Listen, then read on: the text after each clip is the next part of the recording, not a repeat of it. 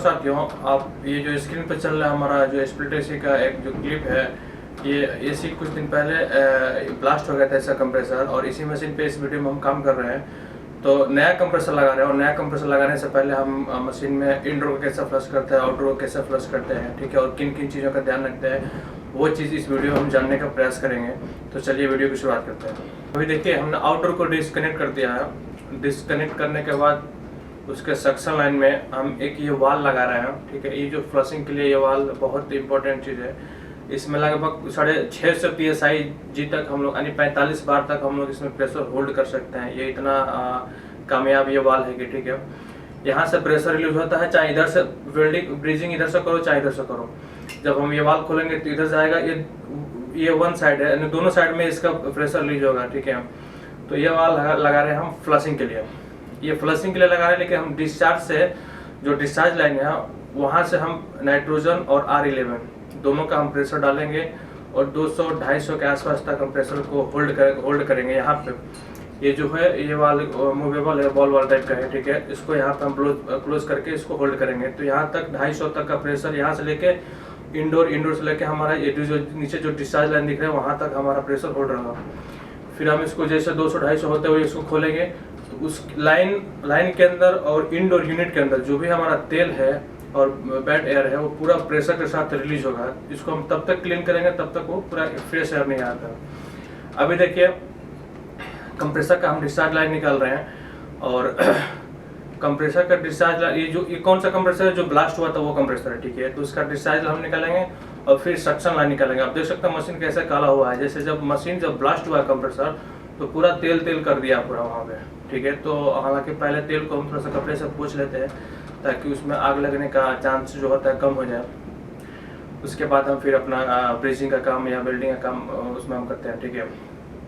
तो हम discharge line निकाल रहे हैं। डिस्चार्ज लाइन निकालने के बाद फिर से हम सक्शन लाइन निकालेंगे, और सक्शन और डिस्चार्ज निकाल देने के बाद हम कंप्रेसर को निकाल कर आउटडोर को फ्लश करेंगे।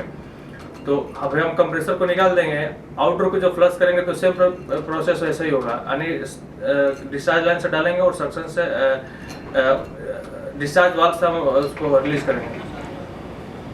अभी देखिए, हम जो इंडोर को फ्लश करने जा रहे हैं, हमने ये वाल कनेक्ट कर दिया है। आप इसमें डिस्चार्ज लाइन से हम R11 डाल रहे हैं, ठीक है। और वहाँ पे थोड़ा सा खोल दिए, क्योंकि जब खोल देते हैं तो R11 थोड़ा सा चढ़ता है उसके अंदर, ठीक है। तो उसको खोल के और फिर वाल बंद कर दिए। अब क्या डालेंगे, हम नाइट्रोजन डालेंगे। लेकिन ध्यान रखें, नाइट्रोजन डालने से पहले जो आपके जो गेज है, मैनिफोल्ड गेज, हालांकि मैनिफोल्ड गेज का ही मैं प्रयोग करता हूँ, तो इसमें 200-250 प्रेशर तक कोई जो ज़्यादा बड़ा इशू नहीं होता है। तो 200-250 तक का उसमें प्रेशर डालने से पहले मैनिफोल्ड गेज का जो वाल है जो उसको खोल लीजिएगा, ये पहले कंफर्म हो जाएगा। अब उसके बाद 200-250 होल्ड करने के बाद हम इसको फ्लश करेंगे, ठीक है। अब इसको हम तब तक फ्लश करेंगे जब तक हमारा फ्रेश एयर नहीं आ जाता है, यानी तेल वेल भी पूरा बिल्कुल खत्म हो जाता है, तब तक हम उसको फ्लश करेंगे। हालांकि देखिए, इसको ब्रीजिंग करते जब थोड़ा सा माइनर लीक रह गया था, तो उसको मैं फिर दोबारा ब्रीजिंग कर रहा हूँ, यानी ये जो नीचे वाला पॉइंट है थोड़ा सा रुक गया था वहाँ पे। तो अभी उसको फिर ब्रीजिंग करके फुल में 200 और 250 के आसपास PSI प्रेशर डालूंगा। हालांकि जब कंप्रेसर ब्लास्ट होता है तो मशीनों में तेल चढ़ जाता है, तो इसलिए हमारा प्रयास रहता है कि इंडोर को अलग फ्लश करें, आउटडोर को अलग फ्लश करें, जिसके वजह से हमारा जो गैस का जो साइकिलिंग है एकदम नया एसी की तरह हो, ठीक है। तो इसलिए हमारा ये फ्लश करना बहुत ज़रूरी है, ठीक है। तो कभी भी जब आप किसी मशीन पर काम करते हैं, अगर कंप्रेसर ब्लास्ट हो गया तो पहले ये कंफर्म कर लें कि मशीन में पूरा तेल तो चढ़ाता नहीं है ना। हालांकि इस मशीन को मैं फ्लश किया तो इंडोर से भी ज़्यादा कोई तेल बाहर नहीं निकला, और आउटडोर से थोड़ा सा निकला, लेकिन उतना ज़्यादा नहीं निकला, क्योंकि ब्लास्ट होते तक पूरा बाहर निकल गया था। अब देखिए, मैं करीबन 200-250 प्रेशर तक होल्ड करता हूँ। हालांकि देखिए, जब इंडोर में थोड़ा सा मैं R22 नंबर डाल रहा हूँ, इसलिए क्योंकि वो ग्राउंड फ्लोर पर लगा हुआ और हम 3rd फ्लोर पर काम कर रहे हैं। तो इससे क्या होता है कि थोड़ा सा जब R22 डालते हैं ना, तो R22 का जो वजन होता है R11 से और नाइट्रोजन थोड़ा सा ज़्यादा होता है, ठीक है। तो जैसे हम इसको जब R11 के साथ साथ R11 डाल के उसके बाद जब 22 नंबर थोड़ा सा हम गैस डालते हैं और उसके बाद नाइट्रोजन डालते हैं, तो जितनी कचरा बाहर फ्रेश होकर निकालता है ना, मतलब एकदम क्लियर निकाल देता है, ठीक है। तो इसमें ये होता है कि हमारा जो पूरा पाइपलाइन एकदम नीट एंड क्लीन हो जाता है, अंदर से एकदम ड्राई हो जाता है, ठीक है। उसके बाद हम क्या करते हैं, आराम से उसको वैक्यूम करके हम कंप्रेसर लगाए थे। अभी देखिए हम कंप्रेसर को पुराना जो निकाला था मैं उसको मैं अभी बाहर निकाल दिया, ठीक है। और ये डिस्चार्ज लाइन पे मैं काम कर रहा हूँ। कंप्रेसर का जो डिस्चार्ज लाइन होता है वहाँ पे मैं ये एसएस वाल लगा रहा हूँ। ये क्वार्टर का है, ठीक है। और प्रयास रहे कि जब भी ये वाल लगाइएगा तो इस वाल वहाँ पे एक पिन होता है, वाल पिन होता है, ठीक है। इस पिन को निकाल लीजिएगा यहाँ पे, ठीक है। इसको जब खोलेंगे तो यहाँ पे एक पिन होता है, पिन निकाल लीजिए, नहीं तो ब्रीजिंग करते टाइम ये इसका जो रबर हो मेल्ट हो जाएगा। जब मेल्ट हो जाएगा तो फिर किसी काम का नहीं होगा। तो प्रयास कीजिए कि इसका वाल निकाल के इसको कहीं भी वाल लगाइए, ठीक है। अब हम इसको डिस्चार्ज लाइन में इसलिए लगा रहे हैं कि डिस्चार्ज से जब हमारा जो गैस जाता है कंडेंसर के साथ हमारा डिस्चार्ज वाल से रिटर्न मतलब रिलीज होता है। तो मैं डिस्चार्ज लाइन में लगा रहा हूँ यहाँ से R11 जहाँ पे मैं ब्रीजिंग कर रहा हूँ वहाँ से R11 और 22 नंबर थोड़ा सा डाल के फिर नाइट्रोजन में डालूंगा, जिसके वजह से जो हमारा कंडेंसर कॉइल में जो भी हमारा तेल चढ़ा हुआ है वो पूरा बाहर निकल जाए, ठीक है। तो हम ये लगाने के बाद हम इसको हालांकि मैंने वाल लगा दिया।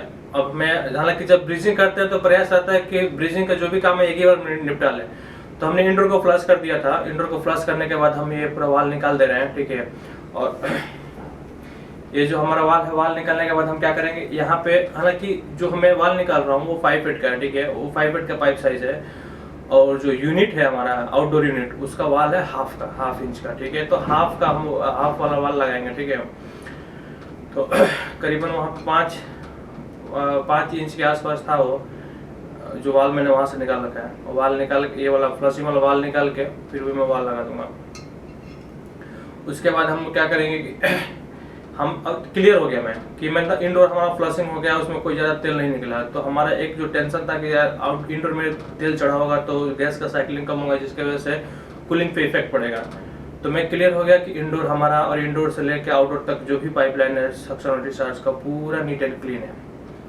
अब ये मैं क्या लगा रहा हूँ, ये हाफ इंच जो हाफ का जो हमारा हाफ साइज है हमारा सक्शन लाइन उसमें मैं लगा रहा हूँ, क्योंकि हमारा जो आउटडोर यूनिट है वहाँ पे हाफ का है, ठीक है। तो 5/8 में हाफ लगाया सिर्फ कंप्रेसर आउटडोर यूनिट के लिए, ठीक है। हालांकि साइज करने से ज़्यादा कोई इफेक्ट नहीं पड़ता है। कभी कभी ऐसा होता है टेक्नीशियन के थोड़ा दिमाग में होता है कि 5/8 का पाइप लाइन है उसमें हाफ का लगाऊंगा तो थोड़ा सा कूलिंग का इफेक्ट पड़ेगा, तो कोई ज़्यादा इफेक्ट नहीं पड़ता है, ठीक है। तो ये मैं हाफ का लगा दिया। अब इसके बाद मैं क्या करूँगा, आउटडोर को मैं फ्लश करूँगा, ठीक है। हालांकि इस आउटडोर को फ्लश करूँगा, हालांकि इसमें कंप्रेसर लगाने का पूरा वीडियो मैं नहीं बना पाया क्योंकि रात हो गया था और उसी टाइम संयोग से मेरे रूम का भी एसी खराब हो गया। तो मैंने कंप्रेसर लगाने का जो प्रोसेस था उस टाइम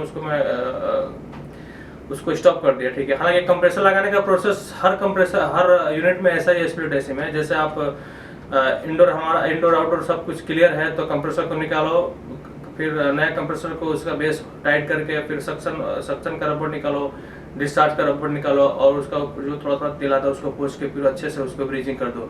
और ब्रीजिंग करते टाइम सक्शन और डिस्चार्ज वाल्व हमारा खुला होना चाहिए, ठीक है।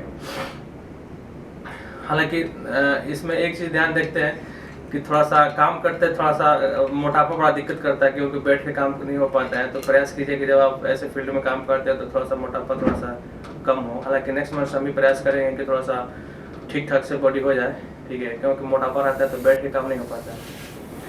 अब देखिए जो मैं ये वाल लगाया था आउटडोर यूनिट पे डिस्चार्ज लाइन में, वहाँ से मैं R11, R22 और साथ में नाइट्रोजन डाल रहा हूँ और डिस्चार्ज लाइन से रिलीज करूँगा। यानी कंप्रेसर का जो डिस्चार्ज पॉइंट है वहाँ से मैं गैस डालूंगा और डिस्चार्ज वाल से निकलेगा। आपको तो पता ही है कंप्रेसर जब गैस निकलता है तो कंडेंसर का बाद डिस्चार्ज वाल से निकलता है, ठीक है। तो मैं डिस्चार्ज वाल से हाथ से इसको प्रेस करूँगा, ठीक है। हालांकि उसमें भी ये वाल लगा सकता था लेकिन कोई ज़्यादा हमको वो नहीं लगा कि इसमें तेल ज़्यादा चढ़ा है, क्योंकि मैं नॉर्मली प्रेस करके देख लिया था इसको। तो इसलिए हमने बाई हैंड को ही प्रेस करके करीबन 150 के आसपास, 150 से ज़्यादा फुल नहीं हो पाता है, तो 150 के आसपास हमने उसको। अभी देखिए साथियों, हालांकि पूरा वीडियो में कंप्रेसर इंस्टॉलेशन का तो नहीं बना पाया क्योंकि रात हो गया था इस मशीन को। और इस मशीन पे हमने इंडोर को अलग से फ्लश करके आउटडोर को अलग से फ्लश करके हमने कंप्रेसर लगा दिया है और ये मशीन अभी चल रहा है। और अभी हम इसका शुगर डिटेल चेक कर रहे हैं, ठीक है। और आप देख सकते हैं इसका लो प्रेशर है, लगभग 65 से थोड़ा सा नीचे है, ठीक है। तो 64 मान के चलिए, 64 PSI, ठीक है। और इसका एम्पियर कितना है आप देख सकते हैं। एम्पियर है 8.6 है, ठीक है। हालांकि इसका रेटेड एम्पियर 8.2 होता है, ठीक है। तो 8.6 से कोई खास ज़्यादा नहीं है। और हमने इसमें कंप्रेसर हालांकि LRA 53 का था, तो हमने इसमें कैपेसिटर लगाया 36/6 यानी 6 हमारा फैन का हो जाता है, ठीक है। और हमारा जो अभी मशीन का जो रीडर है बहुत मस्त चल रहा है, आप देख सकते हैं पाइप पे कितना चिल्ड हुआ है, बहुत बेहतरीन चल रहा है हमारा मशीन, ठीक है। अब हमने कंप्रेसर लगा दिया है, सब कुछ मशीन अभी हमारा बिल्कुल ठीक चल रहा है। हालांकि इसको रात में मैंने सर्विस नहीं कर पाया क्योंकि समय नहीं मिला मेरे को, तो अभी इसको सर्विस करेंगे तो 8.6 ले रहा है, उसमें से भी आपको कुछ एम्पियर जो कम हो जाएगा, लगभग 8.2 8.3 के आसपास आ जाएगा हमारा, ठीक है। और ये कंप्रेसर आप देख सकते हैं कंप्रेसर कैसे डैमेज हुआ है, यानी इसका रनिंग और स्टार्टिंग पूरा उड़ गया है, ठीक है। और ये भी इसका LRA था 55 और 55 के जगह पे हमने 53 लगाया, ठीक है। हालांकि रिप्लेसमेंट में वही लगता है, ठीक है। तो अभी मशीन हमारा बिल्कुल बेहतरीन चल रहा है।